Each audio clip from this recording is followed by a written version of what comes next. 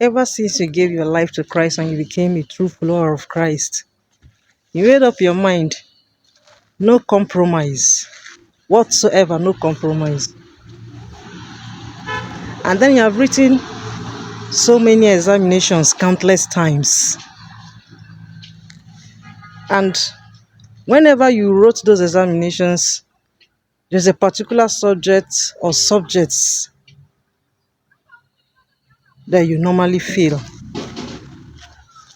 And then here is the temptation to pay someone to write it for you. But because of your uncompromising decision, you decided to look unto God for success. You read, you studied, like your life and success depend on studying. And then you prayed and fasted, like your success depended on praying and fasting. And then, right in your presence, every other students are involved in examination malpractice. They do not even have time to study, neither do they have time to pray. And then when the result comes out, theirs is parallel.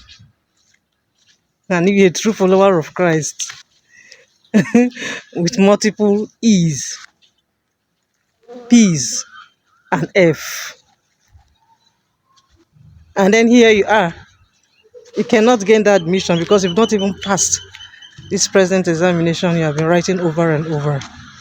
And here is this person that claims to know God also, but has compromised so much during the examination. He has gotten admission, he has gone to study, and he has left behind. And it's like God is blessing him academically. And confusion sets in. We'll understand it better by and by. It's not like God cannot give you success from reading and praying. It could be He's trying your faith in Him. We'll understand it better by and by. Your heart is so heavy. And it seems that your heart is about to break. And then you hear the voice. Take it to the Lord in prayers.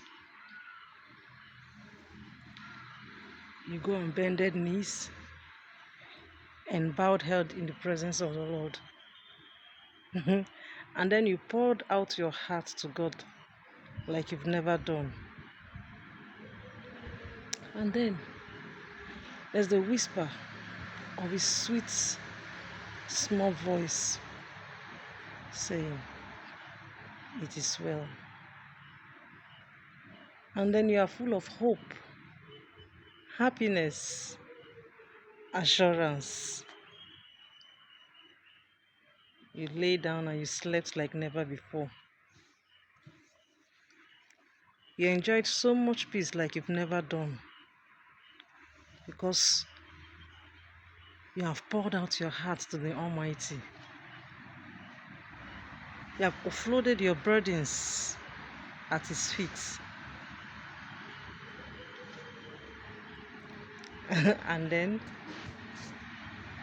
few days later, few weeks later, few months later, few years later, it's like the episode of your problem just began. The troubles and temptations become so sore,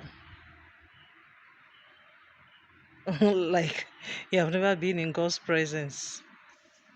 We'll understand it better by and by. And then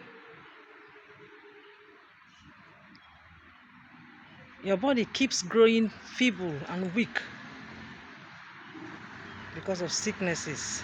And you say, "Father, my body is a temple of the Holy Ghost.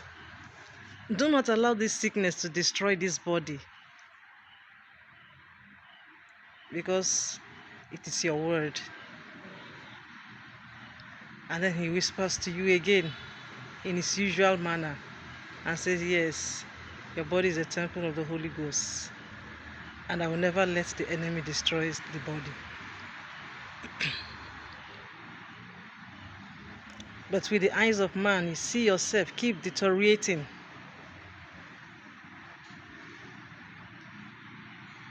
It's like the sickness and troubles are having fair share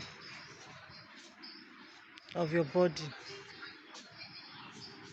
And then here is the confusion.